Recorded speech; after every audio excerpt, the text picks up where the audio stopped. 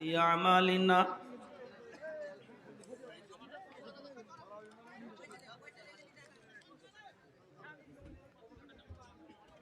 من يهده الله فلا مضل له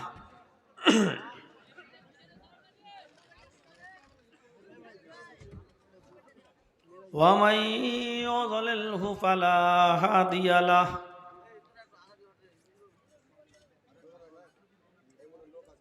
وأشهد أن لا إله إلا الله وحده لا شريك له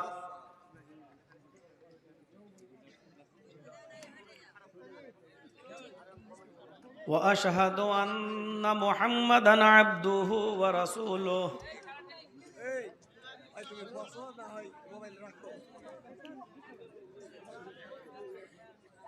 أما بعد فإن خير الحديث كتاب الله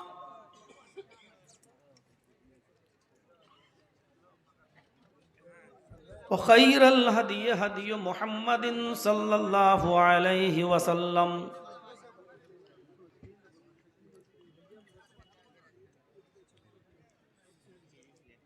وشر الأمور محدثاتها وكل محدثة بدعة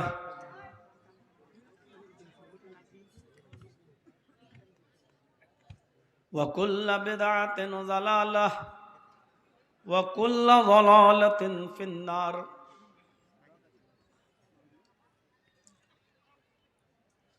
أعوذ بالله من الشيطان الرجيم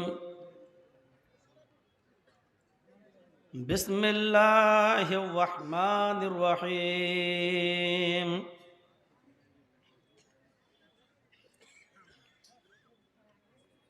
ومن يبتغي غير الإسلام دينا فلن يقبل منه وهو في الآخرة من الخاسرين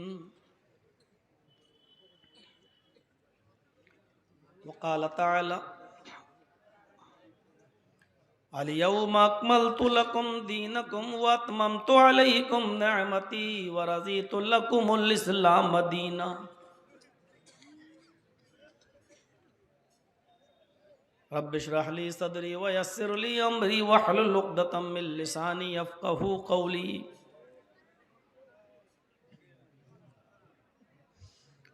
stage पर बैठे हुए मुअक्कर और मोहतरम उलमाए किराम,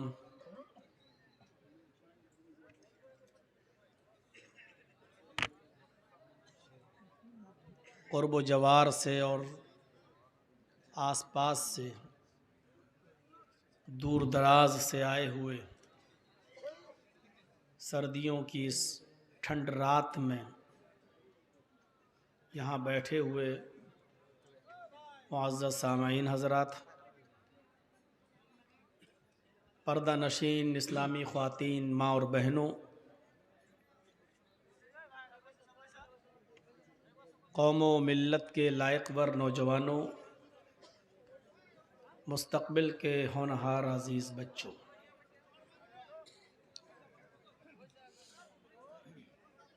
हमें और आपको सबसे ज़्यादा इस बात पर खुश होना चाहिए कि हम और आप मुसलमान हैं, और अल्लाह ताला का इस बात पर सबसे ज़्यादा शुक्र अदा करना चाहिए कि उसने हमें और आपको इस्लाम की दौलत से माला माल किया है।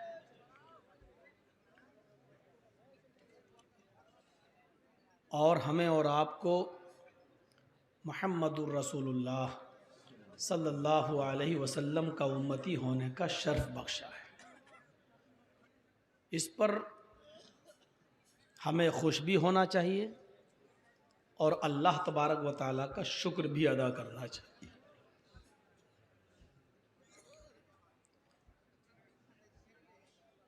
हालांकि ये बात भी सही है कि हम जिस मज़हब को मानते हैं वो इस्लाम है, और वो दुनिया के सारे मज़ाहिब में सबसे बेहतर और सबसे आला और सबसे अच्छा मज़हब है। लेकिन हमें इस बात को भी मानना पड़ेगा और इसमें किसी भी मुसलमान को बुरा मानने की ज़रूरत नहीं है। हकीकत है और इस हकीकत को भी हमें तस्लीम करना पड़ेगा कि दुनिया की बिगड़ी हुई और ख़राब कौमों में सबसे ज़्यादा बिगड़ी हुई और सबसे ज़्यादा ख़राब कोई कौम है तो वो मुसलमान है। दोनों बातें मैंने आपके सामने रखी हैं और मेरी तकरीर, मेरे भाषण, मेरे स्पीच की शुरुआत यहाँ से हो रही है। हमें खुश होना चाहिए इस बात पर कि हम मुसलमान हैं और शुक्र अदा करना चाहिए अल्लाह का इस बात पर कि उसने हमें इस्लाम दिया है। दुनिया का सबसे बेहतर मज़हब इस्लाम है, इसमें कोई शक नहीं है। लेकिन इस बात को भी एक्सेप्ट करना चाहिए कि दुनिया की बिगड़ी हुई कौमों में सबसे ज़्यादा बिगड़ी हुई अगर कोई कौम है तो वो मुसलमान है। इसका मतलब क्या है? इसका सीधा मतलब यह है कि हम सिर्फ इस्लाम को मानते हैं, हम सिर्फ मुहम्मदुर रसूलुल्लाह को एक्सेप्ट करते हैं, हम सिर्फ कुरान को पढ़ लेते हैं, लेकिन हम अमल नहीं करते न इस्लाम की बातों पर, न कुरान की बातों पर और न जनाब मुहम्मदुर रसूलुल्लाह सल्लल्लाहु अलैहि वसल्लम के रास्ते पर हम चलते हैं।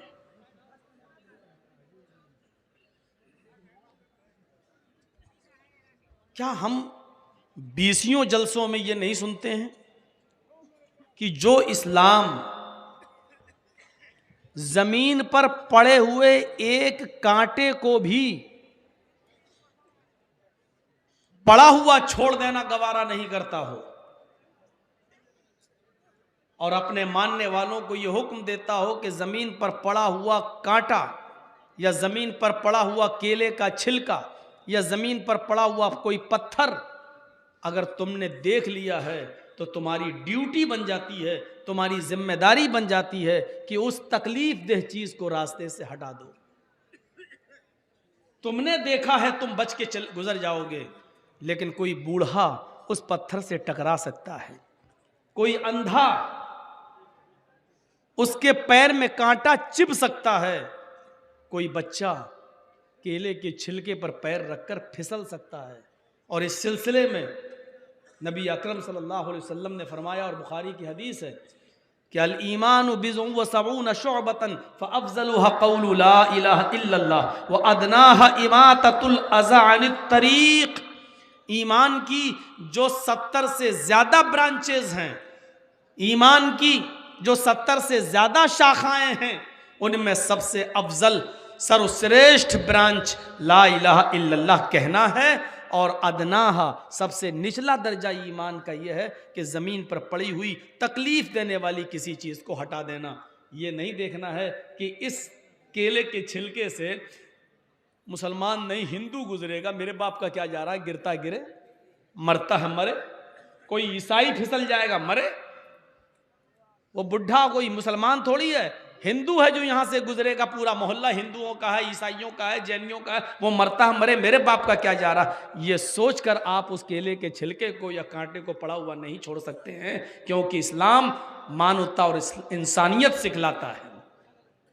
हटाना है, चाहे वो किसी भी बस्ती में पड़ा हुआ हो। अगर आपकी नजर पड़ गई है तो जब एक कांटा पड़ा हुआ है उसको आप देखकर गुजर नहीं सकते। वो इस्लाम जिसके बारे में अल्लाह ताला ने कहा कि कोई दूसरा दीन इस्लाम को छोड़कर एक्सेप्ट करोगे, कबूल करोगे, अमल करोगे, मानोगे, लेकिन वो कबूल नहीं होगा, एक्सेप्ट नहीं होगा, रिजेक्टेड है अल्लाह की नजर में। वो इस्लाम जिसके बारे में कुरान कहता है इन्नद्दीन इंदल्लाहिल इस्लाम, अल्लाह की दृष्टि में, अल्लाह के नजर में सबसे बेहतर दीन इस्लाम है। वो दीन इस्लाम जिसके बारे में महात्मा गांधी ने कहा था कि इस्लाम के कानून को अगर भारत में लागू कर दिया जाए तो इस भारत के अंदर अमन, सुकून और शांति हो जाए। ये महात्मा गांधी ने कहा था। वो इस्लाम जिसको के बारे में डॉक्टर अंबेडकर ने तारीफ ही नहीं की थी, बल्कि उस धर्म को एक्सेप्ट तक कर लिया था, कबूल तक कर लिया था, जिन्होंने हमारे भारत का संविधान बनाया, कानून बनाया, वो डॉक्टर अंबेडकर, उन्होंने इस्लाम कबूल भी कर लिया। लेकिन जब उनके सामने बाद में कुछ बातें आईं कि इस्लाम तो कबूल कर लिया, मुसलमान तो हो गए हो, लेकिन हनफी हो, शाफी हो, मालिकी हो, अहले हदीस हो, वहाबी हो, बरेलवी हो, शिया हो, क्या हो, वो कहने लगे यार इस्लाम पढ़ा तो समझ में आ गया, कुरान पढ़ा, हदीस पढ़ी तो समझ में आ गई, अब हमें ये सब भी पढ़ना पड़ेगा। अब इतने मसलकों में अब ये देखना पड़ेगा कि कौन सा अच्छा है तो सबको पढ़ूं। तो जब हम इन सबको पढ़ते ही रहेंगे तो हम और काम कब करेंगे? तो उन्होंने इस्लाम को भी छोड़ दिया, वरना इस्लाम की खूबी देखकर उन्होंने इस्लाम को कबूल कर लिया था। उनके साथ 20,000 लोग इस्लाम कबूल कर चुके थे, लेकिन डॉक्टर अंबेडकर ने सोचा अब क्या बने, हनफी बने कि शाफी बने कि अहले हदीस बने कि बरेलवी बने कि चकालवी बने कि कादियानी बने कि मिर्जाई बने कि बहाई बने, शिया बने, क्या बने? उन्होंने इसको भी छोड़ दिया, कहा नहीं छोड़ो। तब उन्होंने बौद्ध धर्म स्वीकार कर लिया, बुद्धिस्ट बन गए। मैंने कहा ना इस्लाम सबसे अच्छा, लेकिन मानने वाले सबसे बदतर। और उसकी जीती जागती मिसाल यहां देख लीजिए। आप किसको सुनने आए? इस्लाम। क्या सुनने आए? कुरान। लेकिन कुरान सुनने वालों का हाल क्या है यह देख लीजिए। पीछे से आवाज, उधर से आवाज, उधर से आवाज, जबकि तकरीर, खुतबा या वाज़ो नसीहत क्या होती थी आपको बताऊं? सहाबा किराम जब अल्लाह के नबी सल्लल्लाहु अलैहि वसल्लम का वाज सुनते थे, तकरीर सुनते थे, खिताब सुनते थे, तो उनके सरों पर बैठी हुई मक्खी भी वो उड़ाते नहीं थे, इतनी देर में कहीं डिस्टर्ब ना हो जाएं, कहीं अल्लाह के रसूल की ज़बान से निकलने वाला कोई कीमती वर्ड हमारे दिमाग से, हमारे माइंड से निकल ना जाए। ये सहाबा का अमल होता था। खजूर के पत्तों के बने हुए हैंड फैन, खजूर के पत्तों से हैंड फैन बनाते थे, गर्मी में उसी से हवा करते थे। लेकिन अल्लाह के रसूल जब वाज नसीहत किया करते थे तो सहाबा पसीने में डूबते थे, पसीना उनकी पेशानी और माथे से टपकता था, लेकिन हाथ का पंखा उठाकर वो हवा नहीं करते थे, इसलिए कि कहीं डिस्टर्ब ना हो जाएं और कहीं अल्लाह के रसूल की जबान से निकलने वाला जुमला कहीं हमसे छूट ना जाए। ये होता था तकरीर और वाज़ो नसीहत सुनने का शौक और जज्बा।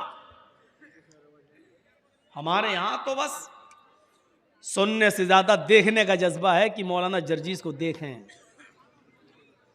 कौन है जो योगी और मोदी की आंखों में आंख डाल के बात करता है? कौन है जिसने पूरे बंगाल में ममता का प्रचार ममता से मिले बगैर कर दिया है?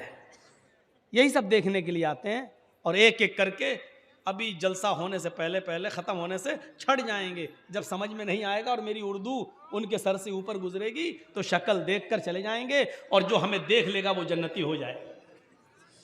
वो समझ लेगा, अपने घर में जाके अपनी बीवी बच्चों से कहेगा मैं तो जन्नती हूँ, मौलाना जर्जीस को देखे आया हूँ, जबकि मौलाना जर्जीस को खुद नहीं मालूम कि वो जन्नती हैं कि नहीं है।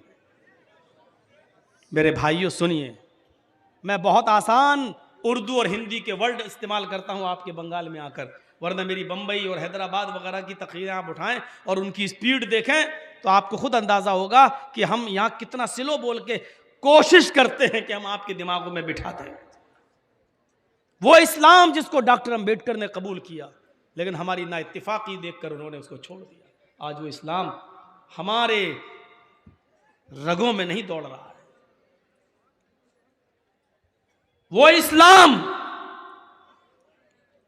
जानते हो, 10 बातें बताई थी अल्लाह के नबी सल्लल्लाहु अलैहि वसल्लम ने। उन 10 चीज़ों पर ज़रा गौर कीजिएगा। शायद मैं आज की तकरीर में उन 10 चीज़ों को ना बता पाऊँ, लेकिन कोशिश कर रहा हूँ। हज़रत इमाम अहमद इब्न हम्बल अपनी मुस्नद के अंदर इस हदीस को लाए हैं।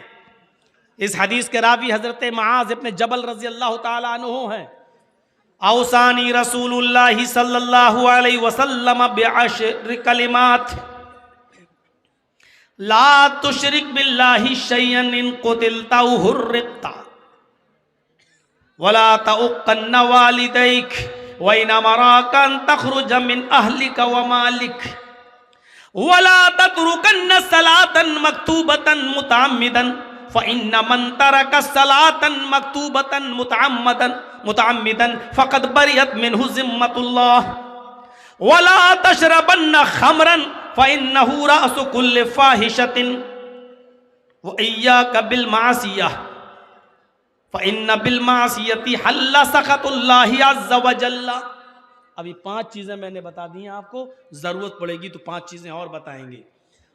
हज़रत मुआज़ इब्न जबल कहते हैं कि अल्लाह के नबी सल्लल्लाहु अलैहि वसल्लम मुझे इस्लाम के बारे में बतला रहे थे कि इस्लाम क्या है और इस्लाम की परिभाषा समझा रहे थे, तो आपने मुझे इस्लाम की बातें बताते हुए, इस्लाम का प्रचार करते हुए मुझे 10 चीज़ों की वसीयत की है कि इन 10 चीज़ों को मजबूती से पकड़ लो।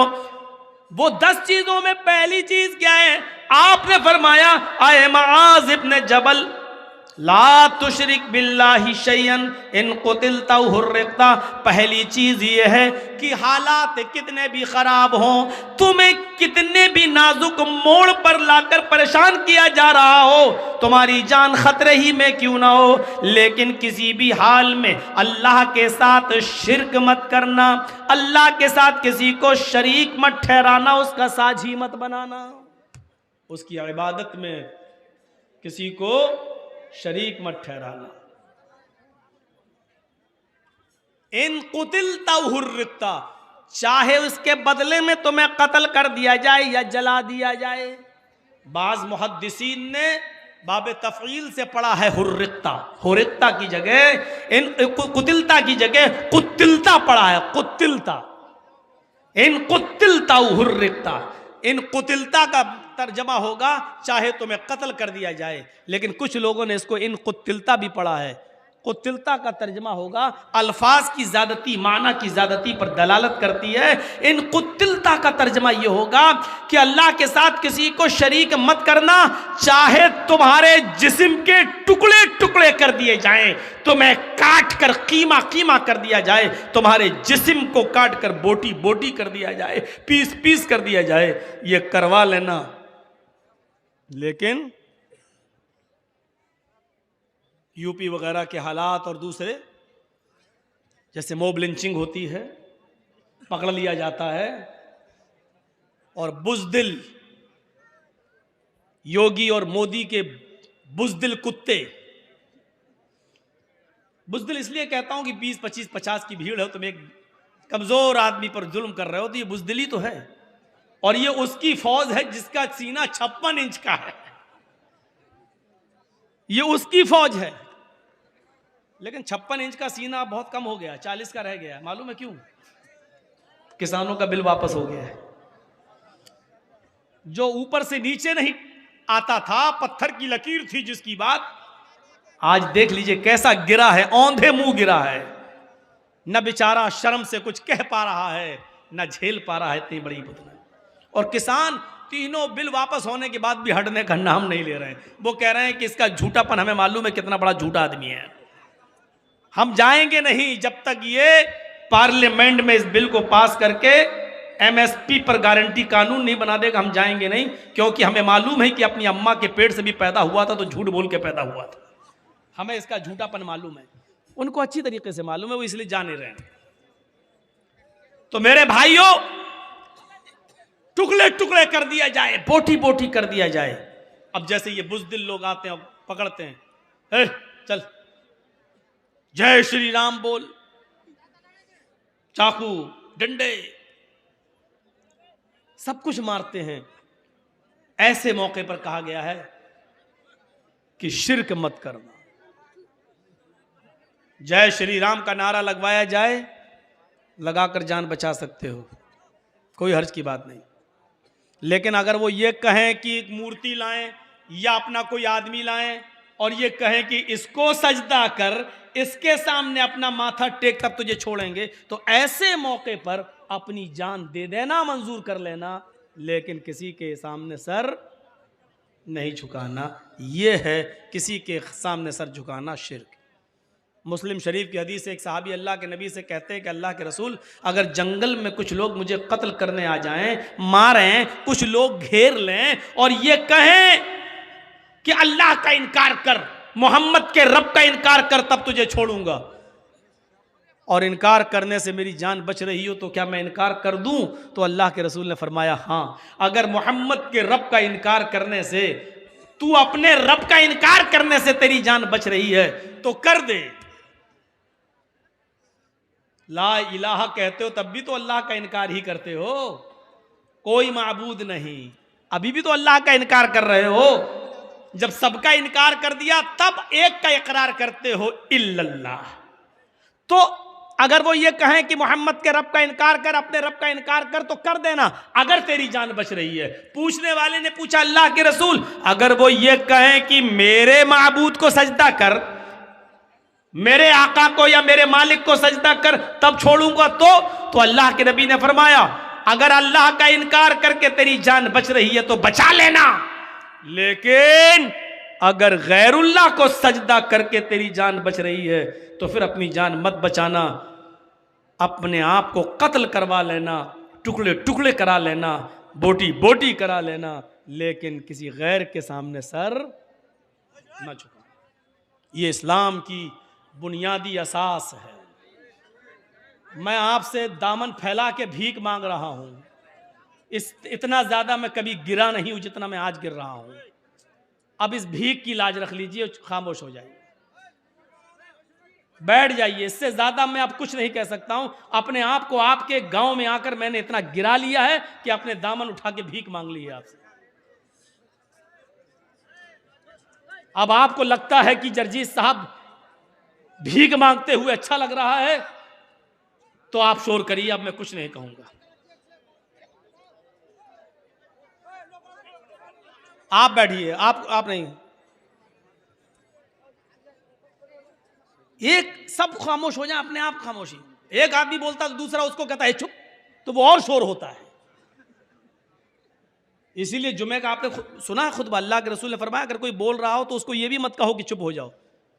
हमारे बगल में कोई आदमी बात कर रहा, कुछ कर रहा, तो हम ये कहने का हक नहीं रखते चुप, खुतबा सुन, चुप, ये भी नहीं। क्यों? कि वो तो बोल ही रहा, हम बोलेंगे चुप तो ये एक और बोल, फिर हमें देख के तीसरा बोलेगा तू भी चुप, एक और शोर।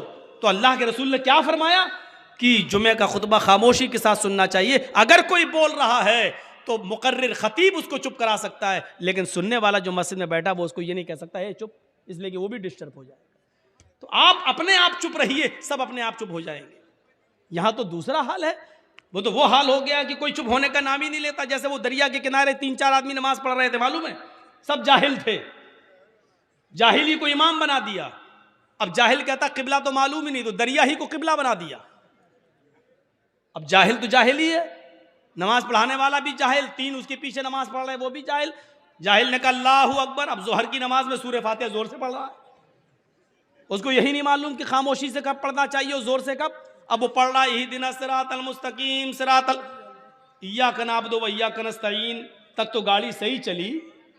अब इहदिना सिरातल मुस्तकीम जब उसने कहा तो दरिया से एक मछली उछली और फिर नदी में घुस गई।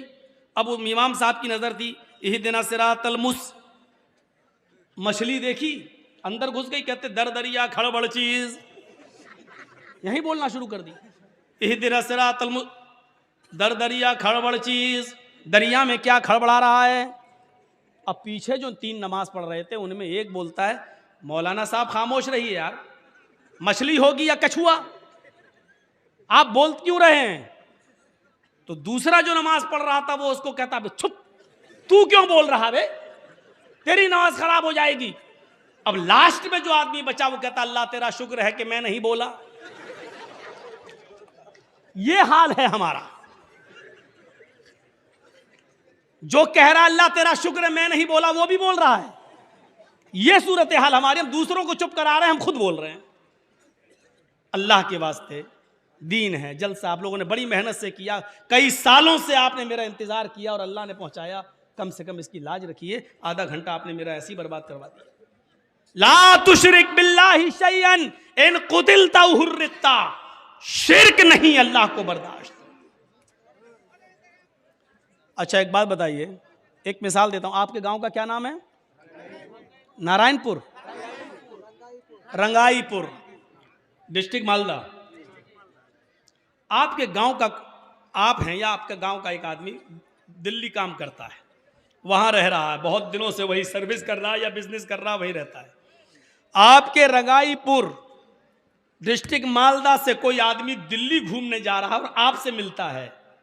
आपने कहा भाई इसको दिल्ली घुमाया, कुतुब मीनार घुमाया, लाल किला घुमाया, अब वो अपने गांव आने लगा रंगाईपुर में। अब आप कहते हैं उससे, साहब मैं तो 1-2 साल से यहीं हूँ, महीने 2 महीने 5-6 महीने के बाद घर जाता हूँ, मेरी बीवी है घर पर। आप तो जा रहे हैं ना घर, गांव जा रहे हैं ना, और आपने 3,000 की 4,000 रुपए की खूबसूरत एक साड़ी खरीद कर दी, कह लो ये मेरी बीवी को दे देना। साड़ी आप दे रहे हैं किसके लिए? अपनी बीवी के लिए। किसको? अपने गांव के एक आदमी को जो घूमने गया है दिल्ली। वहां से जब वो लौट के आता है आपकी दी हुई साड़ी को लेकर, जब आपके घर जाता है, दरवाजे को दस्तक देता, बीवी दरवाजा खोलती है, लीजिए साहब क्या हुआ?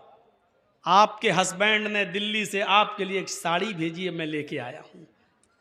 तो अब ईमानदारी के साथ बताइएगा कि बीवी को किसकी तारीफ करना चाहिए, शौहर की या साड़ी देने वाले की? अकल कहती है शौहर की, लेकिन वो शौहर की तारीफ के बजाय साड़ी जो लेकर आया उसकी तारीफ करे। एक्सक्यूज मी, बाहर क्यों खड़े हैं? आप अंदर आ जाइए, आप तो बहुत अच्छे इंसान हैं, आप हमारे लिए साड़ी लाए हैं, चाय बना के पिलाए और फिर उसी को अपना दिल दे बैठे, आप बहुत अच्छे, इतनी दूर से साड़ी लेके आए। जिसने साड़ी भेजी, अगर उसको यह पता चल गया कि मेरी बीवी ने बजाय मेरे उसकी तारीफ कर रही है जिसको मैंने साड़ी देकर भेजा है, अगर उसको वहीं पता चल गया तो वहीं से मोबाइल फोन करेगा। और आपने उठाया बीवी ने, तो क्या तू उसके साथ रंगोलियां मना रही है? साड़ी मैंने भेजी डायन चुड़ैल और तू तारीफ उसकी कर रही है? तलाक तलाक तलाक, तीनों गोली वहीं से मार दे। आप अपनी बीवी की इतनी सी बेगैरती बर्दाश्त नहीं कर सकते, आप अपनी बीवी की इतनी सी बेगैरती बर्दाश्त नहीं कर सकते, फिर वो अल्लाह इतनी बड़ी बेगैरती कैसे बर्दाश्त कर ले कि रहमे मादर में पानी के कतरे से बच्चे की उंगली में बनाऊं, उंगलियों के पोर में बनाऊं, हाथ में बनाऊं, पैर में बनाऊं, आंखें में बनाऊं, कान में बनाऊं, दिमाग में हजारों तारों का कनेक्शन डाल कर दो, चमकती हुई ट्यूबलाइट आंखों की शक्ल में मैं दूं, जहां हवा ना पहुंच सकती हो उस अंधेरी कोठरी में 9 महीने बच्चे की जिंदगी को मैं सलामती बख्शूं, उसको सुरक्षा मैं दूं। तेरी माँ खाना खा रही थी और अल्लाह ताला तुझे तेरी माँ के पेट के अंदर तेरा पेट बना रहा था। तेरी माँ सो रही थी, अल्लाह तेरी माँ के पेट के अंदर तेरी आंखें बना रहा था।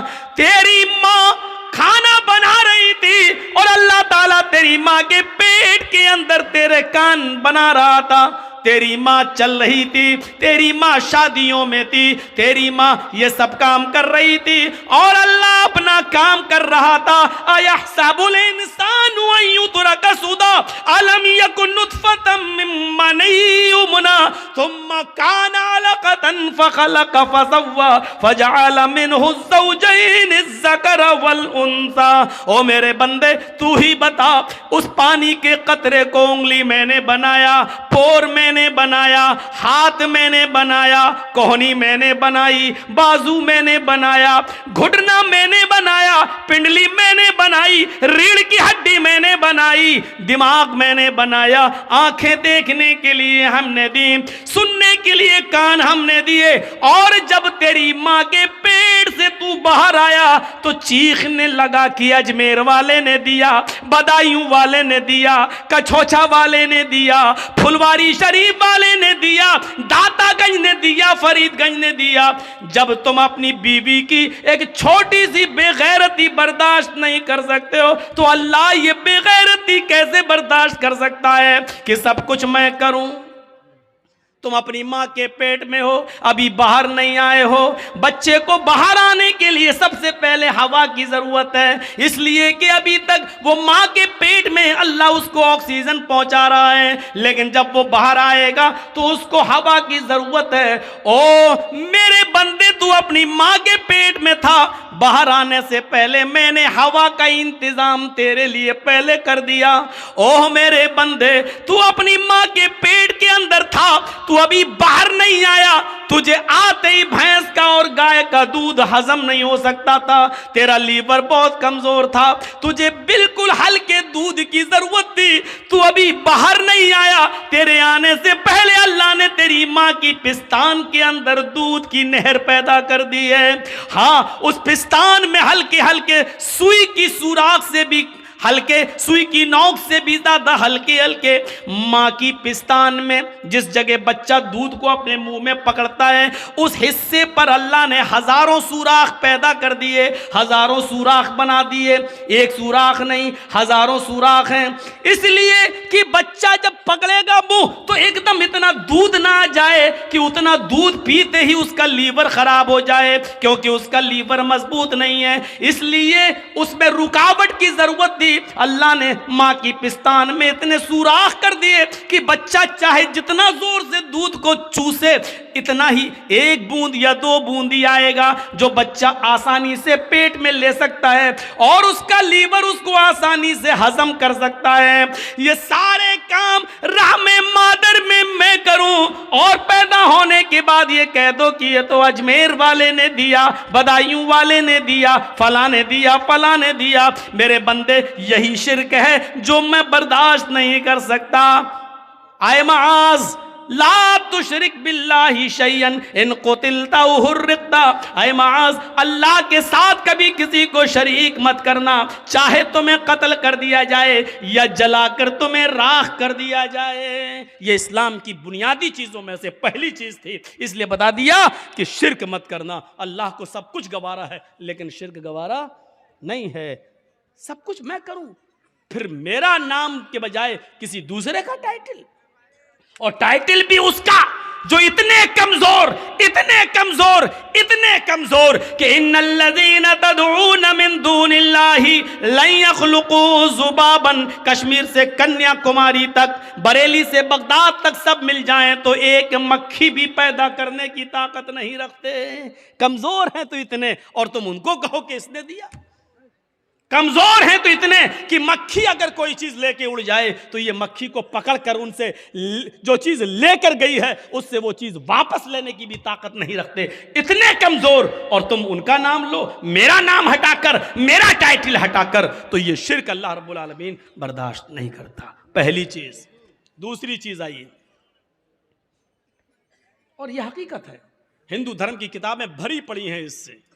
न तस्य प्रतिमा अस्ति, उस ईश्वर की कोई प्रतिमा नहीं है, कोई मूर्ति नहीं है। नेह आकारम अस्ति, उसका कोई आकार नहीं है, चाहे कितना बना लो, राम की, लक्ष्मण की, हनुमान की, शंकर की मूर्ति चाहे कितना बना लो, कुछ भी कह लो, ओम निराकारम अस्ति, वो निराकार है, उसका कोई आकार है ही नहीं। न तस्य प्रतिमा अस्ति, दुनिया में कोई उसकी मूर्ति बना ही नहीं सकता, इसलिए कि उसकी कोई शक्ल है ही नहीं। फिर उसकी शक्ल कैसे बना सकते हो? लैसा कमिस्लिही शैउन, अल्लाह के मिसल कोई चीज है ही नहीं। वो तो नूर है, वो तो नूर है। कुरान भी यही कहता है, वेद भी यही कहते हैं। यचित्तियो यो पिम्मिम्मा नस्तस्मा देवी शोरीरीशा, उससे मांगो वही सब कुछ देने वाला है। नस्तस्मा देवी शोरीरीशा, उसके अलावा उसके अतिरिक्त कोई नहीं है जो तुम्हें कुछ भी दे सके। बल्कि देवीशो आया, कोई भी देवी देवता तुम्हें कुछ भी नहीं दे सकता। नस्तस्मा देवी शोरीरीशा, उस ईश्वर के, उस अल्लाह के अलावा कोई देवी देवता नहीं जो तुम्हें कुछ भी दे सके। कुछ देने की क्षमता किसी के अंदर नहीं है, जो कुछ भी है वो अल्लाह। इसीलिए अल्लाह के नबी ने फरमाया, अगर जंगल में तुम्हारा जूता टूट जाए और जूते के नीचे का तलवा तस्मा टूट जाए तो जब मांगना हो तो जूते का तस्मा भी अगर मांगो तो अल्लाह से मांगना, इसलिए कि वही मजबूरों की मजबूरी में काम आता है, वही बेकसों की बेकसी में काम आता है, उसके अलावा कोई काम नहीं आता है। मेरे भाइयों, ये वेदों के मंत्र भी हमें ये बतला रहे हैं कि शिर्क अल्लाह ताला को बर्दाश्त नहीं। दूसरी चीज, मौजूदा हालात के तहत पहली चीज याद रखना, 5 चीजें अभी मैं गिना रहा हूं। पहली चीज हो गई है, मैं किसी को भी खड़ा करके पूछ सकता हूं कि कौन सी 5 चीजें हैं, 10 तो याद नहीं होंगी, 5 पहले। पहली चीज शिर्क मत करना। दूसरी चीज वला तउक़न्न वालिदैक व इन अमराका अन तख़रुज मिन अहलिक व मालिक। ये सुनने के बाद शायद बहुत से बच्चों पर यह बात नागवार गुजरे कि मौलाना माँ बाप का दर्जा इतना बता दिया। अल्लाह के नबी फरमाते हैं अपने माँ बाप की कभी भी नाफरमानी मत करना, अपने माँ बाप का दिल कभी मत दुखाना। आगे वाला जुमला सुनो, व इन अमराका अन तख़रुज मिन अहलिक व मालिक। अगर वो दोनों तुम्हें हुक्म दें कि तुम अपने अहलो अयाल को छोड़ दो और अपना मालो दौलत छोड़ दो, तो उनके हुक्म को मान लेना, यानी अपनी कमाई हुई दौलत छोड़ दो। और वो कहें कि घर से निकल जाओ तो घर से निकल जाना, लेकिन इसके बावजूद माँ बाप की नाफरमानी मत करना। इन जुमलों को देख रहे हैं आप? कोई बाप ऐसा नहीं होगा जो अपनी औलाद को अपने घर से निकाल दे और खुद अपनी औलाद से ये कहे कि अपनी बीवी को तलाक दे दे। ऐसे बहुत कम लोग होंगे कि माँ बाप जो अपने बच्चों का घर बिगड़वा दें। लेकिन हजरत इब्राहीम अलैहिस्सलाम ने इस चीज को जिंदा करके दिखाया था। जब वो अपने बेटे इस्माइल से मिलने गए और इस्माइल अलैहिस्सलाम ने कोई शादी कर रखी थी दूसरे इलाके के अंदर, लेकिन उनकी बीवी नाशुक्री कर गई। इब्राहीम अलैहिस्सलाम ने दरवाजा खटखटाया तो इस्माइल अलैहिस्सलाम घर में मौजूद न थे। उनकी बीवी ने दरवाज़ा खोला, पहचान नहीं पाई ये कौन है। पूछा जी कौन? कहा ये इस्माइल का घर है जी। वो कहाँ गए? जंगल में गए शिकार के लिए। अच्छा, तुम उनकी बीवी हो? हाँ। घर में गुजर बसर कैसा चल रहा है? बहुत बुरा चल रहा है। सुबह खा लो तो शाम को नहीं मिलता, शाम को खा लो तो सुबह नहीं मिलता। इतनी सी बात कही थी। मेरी माँ बहनें सुने, ये बात उनके मतलब की है, सुने। अगर मेरी उर्दू समझ में आ रही है तो वैसे आना चाहिए, टीवी के सीरियल देखती हैं हिंदी वाले तो आना चाहिए। हमसे यूपी में एक मीडिया वाले ने पूछा कि मौलाना आप तो हिंदी उर्दू बोलते हो, तो बंगाल में आपकी तकरीर लोग कैसे समझ जाते हैं? मैंने कहा बंगाल से ज़्यादा तो मेरी बात कहीं समझने वाले हैं ही नहीं, कैसे समझ जाते हैं? ये बात कैसे कह रहे हो? मैंने कहा देखिए, मैंने चुनाव में एक ही इशारा किया था, बड़े नुकसान से बचने के लिए छोटा नुकसान करना पड़े तो कर दो। बंगाल वालों ने समझ लिया और एक तरफा वोट डाल दिया। एक तरफा वोट। तो जितनी बात बंगाल के लोग हमारी समझते हैं उतना तो कहीं नहीं समझते। यूपी में देखो कैसी खींचातानी चल रही है। अभी देखिए, पूरा खेल खेला जा चुका है, बिसात बिछाई जा चुकी है। खुद मोदी को आस्तीन के सांप मिल चुके हैं। हमारे ही लोगों में ऐसे लोग भी मिल चुके हैं जो पसे पर्दा उसकी मदद करने के लिए तैयार हैं। उनको मालूम है कि 2 सीट भी हम नहीं जीतेंगे, उनको मालूम है कि हमारी 2 सीट भी नहीं निकलेगी, लेकिन 100 सीटों पर खेल बिगाड़ने का उसी का तो इनाम है, उसी का तो पैसा है, उसी की बदौलत तो हमारी यूनिवर्सिटियां, मेडिकल कॉलेज और ये सारी चीजें चल रही हैं। उनको मालूम है अच्छी तरीके से, वरना वक्त के हालात के तनाजुर में देखिए, मॉब लिंचिंग को देखिए, एनआरसी और सीए पर होने वाले एहतजाज में एकतरफा गोलियों से ठोक दिया गया, मार दिया गया, रहम नहीं आ रहा। इन तमाम चीजों को देखते हुए जर्जीस ने यह कहा है, मैं नहीं कहता कि मेरे लिए फला पार्टी अच्छी है, यकीनन कोई पार्टी अच्छी नहीं है, लेकिन इस वक्त यूपी में आपको यह देखना है कि हमारा बड़ा नुकसान किस में है और छोटा नुकसान किस में है। हमें छोटा नुकसान गवारा कर लेना चाहिए बड़े नुकसान से बचने के लिए। किसी पार्टी का नाम नहीं लिया, फिर भी मीडिया उछालेगी क्या? मौलवी जर्जीस ने कहा, अखिलेश का मौलवी। आपके बंगाल में क्या कह रहा था? ममता का मौलाना। कहां छिपा है? जिस दिन से ममता जीती है, कमीना मेरा नाम ही लेना भूल गया, अंदर चली गई, बैकग्राउंड हो गई, पता नहीं कहां चली गई। जी हिंदुस्तान की एंकर पता नहीं कहां चली गई, छुप गई। अब मैं उससे पूछता फिर रहा हूं बंगाल की हर तकरीर में, कहां छिपी है? जर्जीस तो शेर की तरह धार रहा है, तू कहां छिप गई है? किस बिल में चली गई है? कहां? उसका पता नहीं है। अब यूपी में खेल बिगाड़ने की कोशिश होगी और जो चीज हमने बोली भी नहीं है वो दिखाई जाएगी वहां। अभी यूपी में कोई तकरीर मेरी नहीं हो रही है, मैंने पहले कह दिया 6 महीने, अभी जब तक यहाँ इलेक्शन नहीं हो जाएगा मैं नहीं बोलूंगा, मैं तकरीर ही नहीं करूंगा यूपी में। क्यों? क्योंकि मेरी एक तकरीर चाहे जुमे का खुतबा भी दूं, वो भी उसको उछाल के और इधर उधर का बिहार बंगाल का लाके टीवी वाली उसको जोड़ देगी, इधर उधर का लाके। देखिए मौलवी ये बोला, बोलेंगे हम बंगाल में और दिखाएगा कि यूपी में बोला, क्योंकि ये झूठ इन्होंने अपने बाप से सीखा है। ये झूठ इन्होंने अपने बाप से, अब बाप का नाम नहीं लूंगा, आप जानते हैं वो बाप कौन है। इन्होंने अपने बाप से झूठ बोलना सीखा है और बाप ने झूठ बोलने का इनाम इनको दिया है। तो मेरे भाइयों, हमारे ऊपर भी तलवारें लटकती हैं, वला तउक़न्न वालिदैक। अगर समझ रही हो मेरी माँ बहनों तो सुनो। हजरत इब्राहिम अलैहिस्सलाम ने कहा घर में गुजर बसर कैसा चल रहा है? कहती है बहुत बुरा, सुबह खा लो तो शाम को नहीं मिलता, शाम को खा लो तो सुबह नहीं मिलता। हजरत इब्राहिम ने कहा मैं जा रहा हूं, जब इस्माइल घर पे आ जाएं तो उनसे कहना एक बुजुर्ग आदमी आया था, एक बूढ़ा आदमी आया था, उसने तुम्हें सलाम कहा है और एक मशवरा दिया है कि अपने घर की चौखट बदल लो। चौखट समझते हो ना? अपने घर की चौखट बदल लो। इस्माइल की बीवी कहती है बुढ़ा सटी आ गया, चौखट तो मेरी सही है, सर्दी में धूप भी आती है, गर्मी में हवा भी आती है, ये बुढ़ा कह रहा घर की चौखट बदल लो। इस्माइल अलैहिस्सलाम जब शिकार करके वापस आते हैं, कहा कि एक बुढ़ा आदमी आया था, आया होगा, हाँ, फिर सलाम का, अच्छा सलाम कहा, समझ गए कि मेरे बाप हैं जी, और पता नहीं, और कहा कि पता नहीं वाली बहकी बहकी बातें कर रहा था, बुढ़ा था, सटिया गया था। कहने बताओ तो क्या कहा उसने? कहा अपने घर की चौखट बदल लेना। कहा बीवी तुमने क्या कहा उससे? कुछ नहीं, उसने पूछा था घर का गुजर बसर कैसा चल रहा, मैंने कह दिया बहुत बुरा, सुबह खा लो तो शाम को नहीं मिलता, शाम को खा लो तो सुबह नहीं मिलता। कहो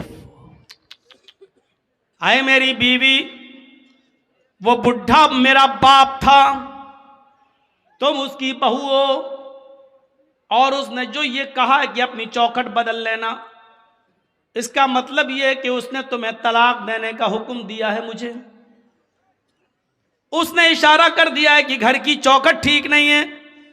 आपकी बीवी तो ऐसी होनी चाहिए, चाहे उसे खाना मिले या न मिले, हर हाल में वो अल्लाह का शुक्र अदा करे, और उसको ये कहना चाहिए कि हम हर हाल में अल्लाह के शुक्रगुजार हैं, उसने जिस हाल में मुझे रखा है ठीक है।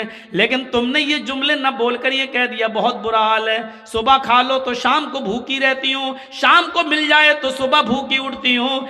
ये जुमले तुमने कहा, तुमने अपने रब की नाशुक्री की, अल्लाह की नाफरमानी की है, नाशुक्री की है, और मेरे बाप ने तुम्हें तलाक देने का हुक्म दिया है। अब तुम एक पल भी मेरे साथ नहीं रह सकती हो, मैं तुम्हें तलाक दे रहा हूं। इतनी सी बात पर तलाक? तुम तो अपने शौहरों से पता नहीं क्या क्या कह देती हो। जा, पूरे महीने की तनख्वाह मिल गई, फेयर एंड लवली कब की खत्म हो गई, अभी तक नहीं ला रहे। पॉन्ड्स क्रीम कब की खत्म हो गई, अभी तक नहीं ला रहे। जब से तुम्हारे घर में आई हूं परेशानी तो हूं, आराम मिला कब? या अल्लाह, कितने खतरनाक जुमले हैं। इन जुमलों को जबान से कहने से पहले तेरी जबान कट के जमीन पर गिर क्यों नहीं गई? ये जमीन फट क्यों नहीं गई? तू इस जमीन के अंदर समा क्यों नहीं गई? कैसे ये जुमले तेरे मुंह से निकल जाते हैं? दोबारा उन्होंने जब दूसरा निकाह किया और शादी की, फिर एक अरसे के बाद इब्राहिम अलैहिस्सलाम जब दोबारा गए, इस्माइल शिकार के लिए गए हुए थे, दरवाजा खड़खड़ाया, दूसरी बीवी निकल के आई। आप कौन? कहा मैं फलां जगह से आया हूं। इस्माइल कहाँ है? वो शिकार करने गए हैं। अच्छा ये बताओ कि तुम्हारा गुजर बसर कैसा चल रहा है? अल्हम्दुलिल्लाह, बहुत अच्छा, हर हाल में अल्लाह का शुक्र है, अल्लाह ताला ने मुझे जिस हाल में रखा है मैं उस हाल में खुश हूं। इब्राहिम अलैहिस्सलाम ने कहा जब इस्माइल आ जाएं तो कह देना एक बुजुर्ग आया था, उसने तुम्हें सलाम कहा है और कहा है कि अपने घर की चौखट को बरकरार रखना। ठीक है, घर की चौखट। वो भी ताज्जुब करने लगी, घर की चौखट ठीक है? अरे हमने कब कहा गलत है, तुम होते कौन हो मशवरा देने वाले? ठीक है तो ठीक ही है। जब बीवी को पूरी बात बताई बीवी ने इस्माइल को, तब कहा कि वो चौखट तुम हो और इब्राहिम अलैहिस्सलाम मेरे बाप ने कहा इसको बरकरार रखना क्योंकि तुमने अल्लाह का शुक्र अदा किया है। शुक्रगुजार औरत को। तो पूरा वाकया बताने का मकसद यह कि माँ बाप की बात मानना। घर बार से निकालने को कहें तो निकल जाओ, लेकिन माँ बाप के सामने उफ भी मत करना। कितने लोग हमसे मिलते, मौलाना मेरी औलाद मेरा कहना नहीं मानती, मौलाना मेरी औलाद मेरा कहना नहीं मानती। कुछ ऐसी तकरीर करना कि औलाद को कुछ असर हो। हजरत उमर फारूक के पास एक शख्स आता है, हजरत उमर फारूक के पास एक सहाबी आते हैं और कहते हैं कि अमीरुल मोमिनीन मेरा बेटा दिन पे दिन नालायक होता जा रहा है, दिन पे दिन मेरा बेटा नाफरमान होता जा रहा है, उसको आप बुलाइए और उसको समझाइए। सुनो, इब्राहिम हजरत उमर ने कहा अच्छा बुलाओ बेटे को। बेटे को बुलाया गया। हजरत उमर ने कहा ये तुम्हारे बाप हैं? हाँ। खूब डांटा। शर्म नहीं आती? इस उम्र में अपने बाप को सताते हो, नाफरमानी करते हो, अपने बाप का दिल नहीं रखते हो, अपने बाप का काम नहीं करते हो। पूरा डांट चुके और जब थक गए डांट डांट कर हजरत उमर, तब बेटा बोला अमीरुल मोमिनीन अगर समझा चुके हो तो मैं कुछ बोलूं? कहाँ बोलो क्या है, अब मेरी भी कुछ सुनेंगे? कहाँ बिल्कुल तुम्हारी भी सुनेंगे। कहा ये बताइए कि सारे हक बेटे का ही है कि बाप के लिए ये करे? बाप के ऊपर भी कुछ जिम्मेदारियां हैं कि नहीं? कहाँ हैं? का बताइए क्या है? हजरत उमर ने कहा 3 जिम्मेदारियां बाप के ऊपर सबसे पहले आयद होती हैं। पहली जिम्मेदारी है कि जब घर में बच्चा पैदा हो तो उसका अच्छा नाम रखा जाए। दूसरी जिम्मेदारी बाप के ऊपर यह आयद होती है कि जब वो 7 दिन का हो तो उसका अकीका किया जाए। तीसरी जिम्मेदारी बाप के ऊपर यह आयद होती है कि जब उसका बेटा बालिग हो जाए तो उसकी दीनदार और शरीफ घराने में उसका निकाह कर दिया जाए। ये 3 जिम्मेदारी बाप के ऊपर भी आयद होती है। अब लड़के ने कहा अमीरुल मोमिनीन जरा मेरे बाप से पूछो इन तीनों कामों में से क्या काम किया मेरे साथ? अच्छा पूछो, इसने जब मैं पैदा हुआ तो नाम क्या रखा? हजरत उमर ने कहा क्या नाम है? उसने अरबी में एक जुमला बोला जिसका उर्दू में तर्जमा होता खटमल। क्या नाम है तुम्हारा? का खटमल है। कहिए नाम रखा है मेरे बाप ने। 7वें दिन का हुआ, पूछो अकीका किया? नहीं किया। और जब बालिग हुआ तो मेरी शादी भी कर दी, पूछो दीनदार लड़की से की? कहा कैसी लड़की से की? कहा डायन से कर दी। वो हमें इसके खिदमत ही नहीं करने देती है, वो कहती है हट, नहीं तेरा बाप ने चल, वो हमें समझने ही नहीं देती। जब मेरे बाप ने ही मेरे हुकूक अदा नहीं किए तो मुझसे क्या उम्मीद रखी जा रही है। अब हजरत उमर ने बाप को डांटा। दोनों तरफ हैं इस्लाम के मामलात, लेकिन माँ बाप को एक दर्जा हासिल है। कुछ दुनिया में ऐसे लोग भी गुजरे हैं कि जब मामून रशीद का इताब आया, खलीफा जब मामून रशीद का इताब आया तो यहया बरमकी और उसका बेटा फजल बरमकी और उसका बेटा यहया बरमकी, ये दोनों के दोनों मामून रशीद के इताब में आ गए और जेल में डाल दिए गए। फजल बरमकी और यहया बरमकी बाप बेटे दोनों जेल में डाल दिए गए। बाप बहुत बूढ़ा हो चुका है, सर्दी की रात है, फजर की नमाज में बाप को वुजू बना के नमाज पढ़ना है। बेटा देख रहा है कि जेल में गर्म पानी का इंतजाम नहीं है, क्या किया जाए? तो बेटे ने तांबे के लोटे में इशा की नमाज पढ़ने के बाद पानी भर लिया और अपने बाप को सुला दिया कि अब्बू आप सो जाइए। उस जेल के अंदर यहया बरमकी सो रहे हैं और उनका बेटा फजल बरमकी तांबे के लोटे में पानी लेकर अपने पेट में लगा लेता है। इशा की नमाज के बाद अपने पेट पर वो पानी के लोटा लगा लेता है, तांबे का लोटा, और फजर की आजान तक लगाता है कि पेट की गर्मी से इस ठंडे पानी में कुछ गर्मी आ जाए, इस तांबे के लोटे में कुछ हरारत आ जाए, और सुबह जब फजर की नमाज में मेरे बाप वुजू बनाए तो मैं थोड़ा गर्म पानी अपने बाप को दे सकूं। अपने बाप के गर्म पानी के लिए रात भर तांबे के लोटे को अपने पेट से लगा लेता था और फजर की नमाज में अपने बाप को कदरे गर्म पानी दे दिया करता था। ऐसे ऐसे फर्मा बरदार औलाद भी निकली है। हम किन में हैं अपने आप को ढूंढें और तलाश करें और गरीबानों के बटन खोल के देखें। हम सोच तो सकते हैं ना हम किस में हैं, नाफरमानी करने वालों में या इसमें। फरमाबरदारी करने वालों। वक़दा रब्बुका अल्ला ताबुदू इल्ला इय्याह व बिल वालिदैनि इहसाना, अल्लाह के अलावा इबादत किसी की नहीं, और इबादत के फौरन बाद माँ बाप के साथ एहसान करो। व बिल वालिदैनि इहसाना, मैं बड़े ताज्जुब में था कि अल्लाह ने यहाँ पर एहसान क्यों कहा है। एहसान के अंदर हर नेकी शामिल है। ये नहीं कहा अल्लाह ताला ने कि माँ बाप के साथ उनकी बीमारी में अच्छा सलूक करो, ये नहीं कहा। ये नहीं कहा कि उनको खिलाओ, ये नहीं कहा, क्योंकि अगर कह देता खिलाओ तो एक ही माना होता।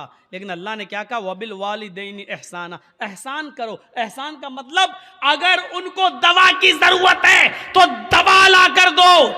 अगर वो कमर के दर्द के शिकार है, बिस्तर पे लेटे रहते हैं, उन्होंने कहा कि बेटे मुझे ज़रा बाहर बैठने का दिल कर रहा है, तो अपनी पीठ पर लाद कर उनको घर के बाहर उनको हवा खिलाओ, बिठाओ। अगर उनका दिल कहता है कि बेटे मुझे फला जगह लेके चलो, तो उनको अपने कांधे पे उठाकर उधर भी लेके जाना पड़ेगा। नेकी, एहसान में हर नेकी शामिल है, हर नेकी, जिस चीज की भी जरूरत है। हजरत उमर फारूक ने एक सहाबी को, एक शख्स को देखा कि वो खाने काबा का तवाफ कर रहा है और उसने अपनी माँ को अपने कांधे पर उठा रखा है। हजरत उमर फारूक ने उसको देखकर मुस्कुराया, फरमाया तुमने जन्नत कमा ली, तुम अपनी माँ को तवाफ करा रहे हो इस हाल में कि तुम्हारी माँ लंगड़ी है और आंखों से अंधी है। तुमने अपनी माँ को तवाफ कराया, अपनी गोद में लाद कर उसको खाने काबा का तवाफ करा रहे हो, तुमने जन्नत कमा ली। अपनी माँ को तवाफ कराने वाला सहाबी क्या कहता है, अमीरुल मोमिनीन, क्या मैंने अपनी माँ का हक अदा कर दिया? मैं अपनी माँ का पेशाब पायखाना धोता हूँ क्योंकि आंखों से अंधी है, पैरों से लंगड़ी है।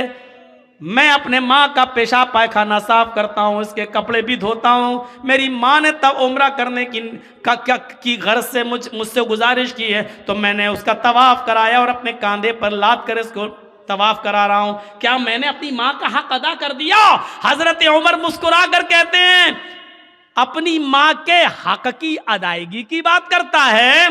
तेरी माँ जब तुझे पैदा कर रही थी, तुझे जन रही थी, तुझे अपने पेट से बाहर निकाल रही थी, और उसको जनते वक्त, पैदा करते हुए जो तकलीफ एक औरत को होती है, जब उसको वो तकलीफ हो रही थी और उसके मुंह से जब पहली चीख निकली, आह, जब तू अपने माँ के पेट से बाहर आ रहा था और दर्द की वजह से जब तेरी माँ कराई, चिल्लाई, उसने कितनी चीखें मारी है मुझे पता नहीं, उसने कितनी आवाजें दी है मुझे पता नहीं, लेकिन दर्द की पहली आवाज जो उसके मुंह से निकली, आए मेरे दोस्त, अभी तो तूने अपनी माँ की उस पहली आवाज का भी हक अदा नहीं किया, उसकी पूरी जिंदगी का तू हक क्या अदा करेगा? अभी तो तूने अपनी माँ के पैदा करते वक्त होने वाली तकलीफ की पहली दर्द की आवाज का भी हक अदा नहीं किया। आदमी अपनी माँ के लिए कितना भी कर ले, लेकिन अपनी माँ का हक अदा नहीं कर सकता है। नहीं, मुमकिन ही नहीं है कि वो अपनी माँ का हक अदा कर ले। तो दूसरी चीज,